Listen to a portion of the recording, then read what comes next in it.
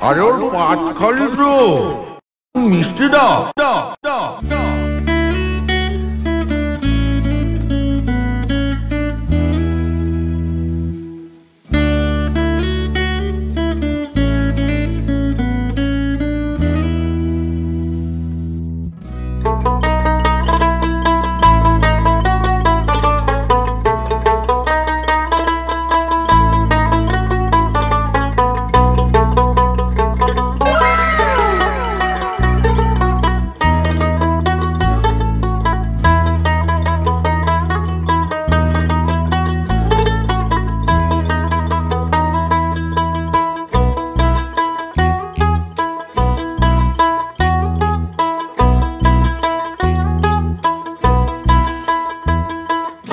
Picture अभी बाकी है।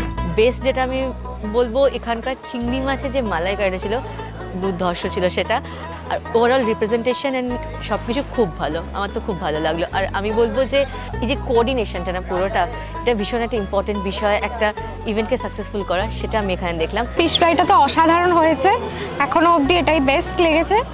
বাদ বাকি এখনও খাওয়া কিছু বাকি আছে, মিষ্টির দিকে এখনও এগোয়নি, বাট খাবার দাবার খুব ভালো, ডেফিনেটলি রেকমেন্ড করবো।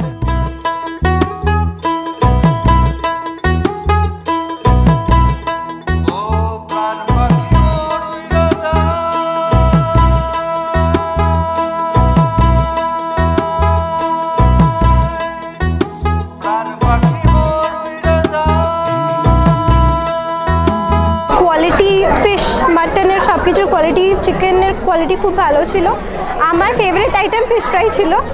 আর অফকোর্স মানে এত ভ্যারাইটি ছিল, আমি শিওরলি আমার ফ্যামিলিতে কোনো ওয়েডিং হলে কিছু হলে রেকমেন্ড করব।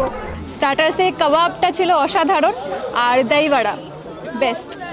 আপনাদের এখানে ড্রিঙ্কসের যে ছিল সেটা থেকে শুরু করে স্টার্টার প্রত্যেকটা আইটেম, এবং প্রত্যেকে বারবার ঘুরে ঘুরে রিপিটেডলি জিজ্ঞেস করেছে, খুবই ভালো হয়েছে।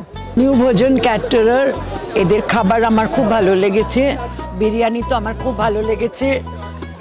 মাটন খুব soft, very good standard, up to the mark.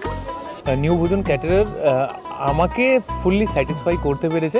মোটামুটি বাঙালি পদগুলো যেগুলো আমি পেয়েছি বেশ সুন্দর লেগেছে। মালাইকারি থেকে শুরু করে এখানে সব রকমের খাবার আমার দারুণ লেগেছে। এছাড়া ব্যবস্থাপনা মানে overall management is all total মানে 10 on 10 আমার তরফ থেকে। নিউ ভোজন ক্যাটারার 15 বছর প্রায় হয়ে গেল আমি যতটা জানি, কারণ আমাদের কলকাতায় রুল করছে। ফিউচারে যদি তোমরা অপ্ট করো নিউ ভোজন ক্যাটারারকে, ডেফিনেটলি উইন উইন সিচুয়েশান একেবারে হয়ে যাবে।